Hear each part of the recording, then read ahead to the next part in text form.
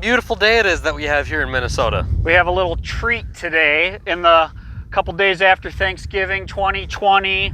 It's 50 degrees it hit today in Minnesota. Yeah, isn't that wild? This is the latest I have ever had a car out driving in Minnesota. A fun car, that is. Yeah, that's awesome. It's awesome. It's pretty cool. So guys, today we're just going to take you along for the ride, show you the F-Type, kind of give you a point of view experience, some pretty good exhaust clips.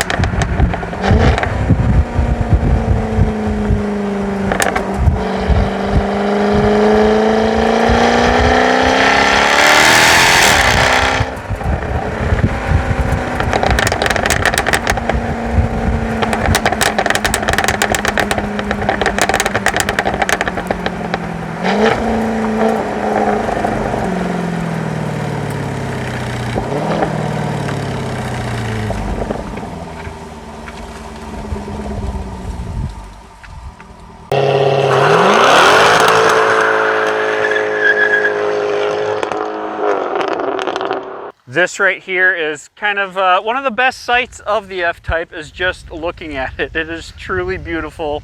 Hope you guys kind of enjoyed taking a peek. The in-seat experience of the F-Type. I did something for the first time today that I haven't done. I hit the little squiggly line button down in the center console. Learned about that. So you hit it once and it says like DSC track. And then you hold it down for about 5 seconds and it says DSC off, and then things get a little squirrely. They did get a little squirrely. Yeah, so it was kind of fun. And there's a lot of comments that I read prior to buying the car that this car's a widowmaker and this car's dangerous and all this stuff. If you drive it like that, it probably is pretty dangerous because it'll catch you off guard. Yeah.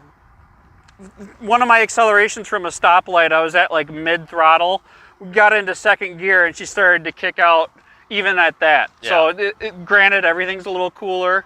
Probably won't do that in the middle of summer, but boy, it was a lot of fun. Glad we got the chance to have put a few more miles on the F-Type here before she officially hibernates for the year. Officially. I mean, maybe. Yeah, we'll see. We'll see. We never know. We have a video coming up soon on a new vehicle coming to the stable, possibly. Maybe. Maybe. We'll see what happens. We will see what happens. For you. It is for me, and I would say that the whole proportions and engine and drivetrain layout, quite similar to this. Yeah, pretty cool car. Pretty cool car. Right when I got the car, got it home, there's one thing I really wanted to do. I don't know if you guys can pick up the difference on camera if you watch some of our old videos, but I spent 9 hours doing like a 3-stage paint correction. I did the whole rubbing compound, the polishing compound, and then kind of a ceramic compound. And it's crazy how white the car got. It's so good looking. And the reflections that are off of it now are just, it's amazing. I love it. Yeah, it was a lot of work. Like I couldn't walk for 2 days. I was all sore and everything. But I'm so glad I did it. It was something I wanted to do. And I finally had a day that like my plans got canceled and was just bored, so I got out in the garage and wasn't even planning on doing it. And I ended up being in the garage from like 8 a.m. till 10 o'clock at night or some crap, doing a couple other things too. Yeah, I mean, it's just fantastic. I mean, I can see the whole tripod, the tree, everything just reflects off of this beautiful white paint. Yeah. It looks so good now. I'm very happy with it. It was amazing how many blemishes there were in the paint that I didn't even notice, or like stains in the paint, just different stuff that I didn't even realize was there until I took the time to get it off. So definitely worth doing. Comment down below if you guys have tackled that yourself. That was the first time I've really tackled it on a car that I would be nervous if I screwed up. Yeah, it'd be a big deal if you did. Yeah, but I didn't have any issues. I'll do it again in a heartbeat if I ever need to. How's it look on camera? What do you guys think?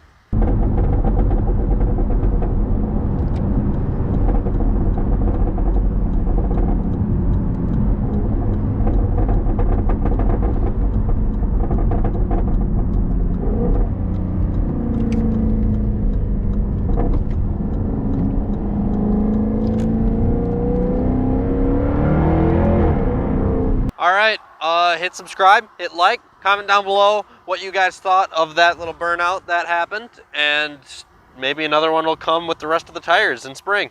We'll see. Have a great day, guys.